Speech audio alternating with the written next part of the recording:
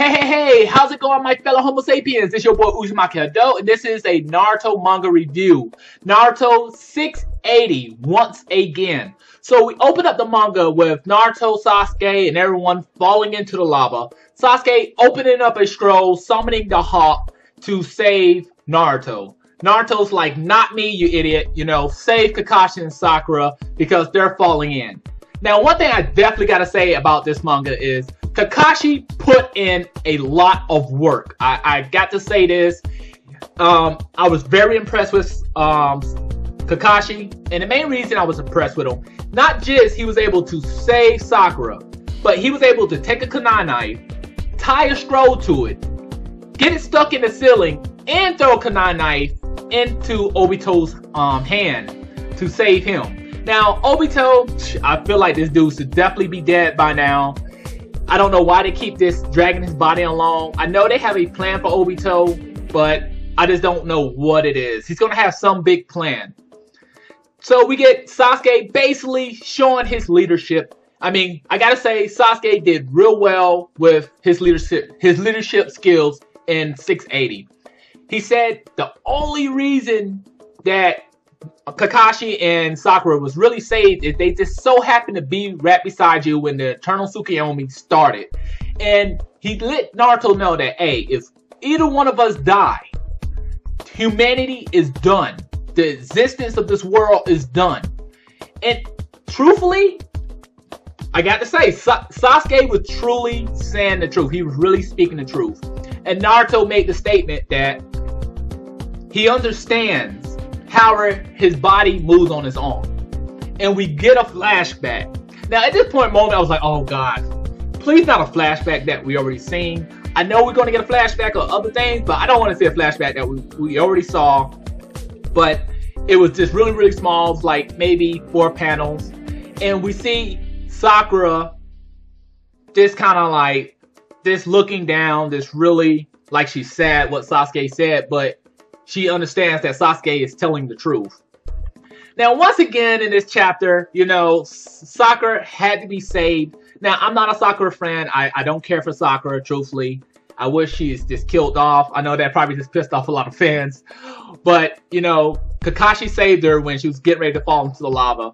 And I feel like Kishimoto is really going to use Sakura in some type of way later on in this fight. I don't know how he's going to use her, but I really feel like he's going to use her. I don't know, will he kill her off and make things more, feel more desperate, or will she have some new type of power or something of that nature? I really not going to speak on that because I really don't care too much for her. But we get Kakashi and Sakura falling into the lava, and we see Kaguya uses her hair to hit the hawk chakra points. And that was actually interesting because it reminded me of an ability that Jiraiya used early in this manga, where he used his hair, and I believe when he was fighting against Pain. So I thought that was actually interesting to see her use the Bakugan. The Bakugan is now a relative again in the series. I never thought I would see a character who had the Bakugan and actually feared him.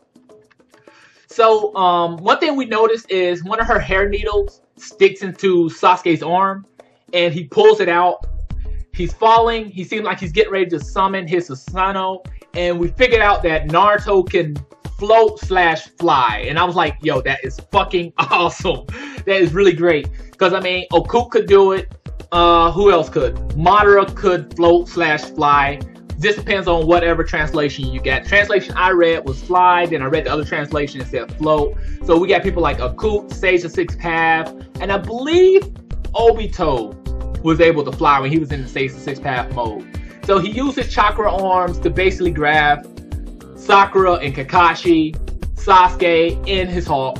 Then we get a flash over to the Hokages, and we notice that the chakra rods is disappearing out of the first and the second.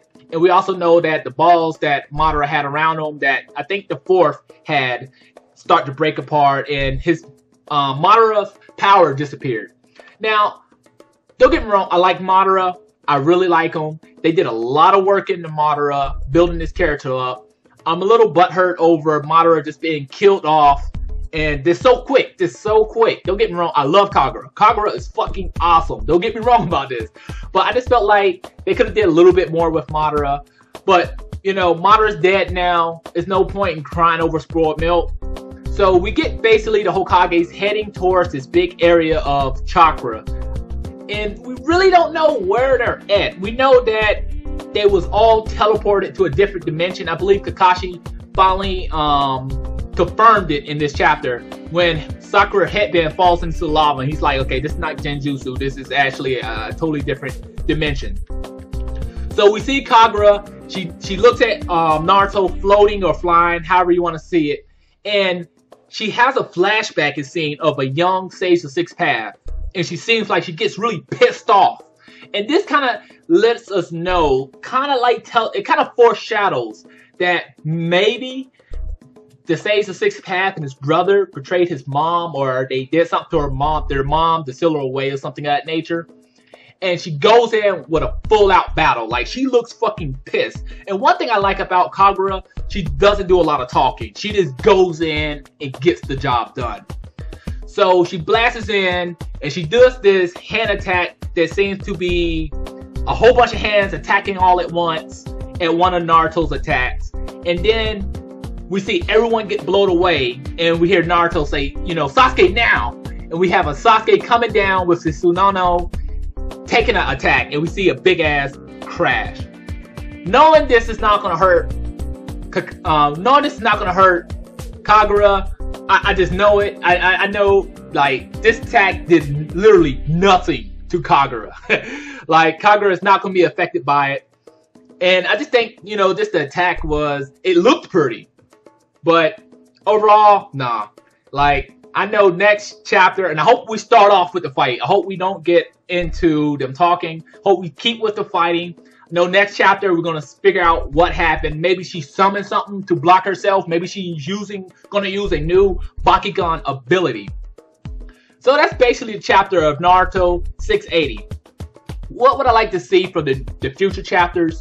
Well, first thing first, I really would like to see some backstory on Kaguya and basically her sons.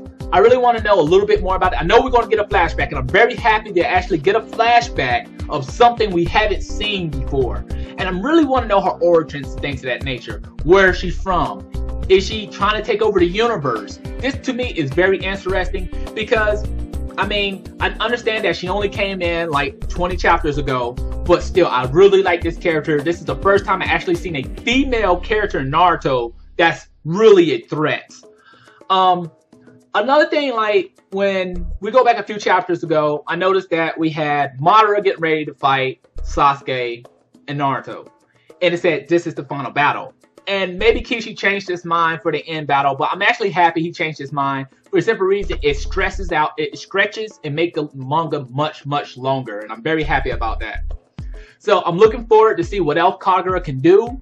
And maybe we actually get to see the Sage of Sixth Path brother come up. Or maybe the Sage of Sixth Path brother will give Naruto and Sasuke another power up. Because they need some form of help. They need some form of power to help them fight against Kaguya, this god being. So that's all I got for you today. Please subscribe, rate, and comment. Thanks for watching. Johnette.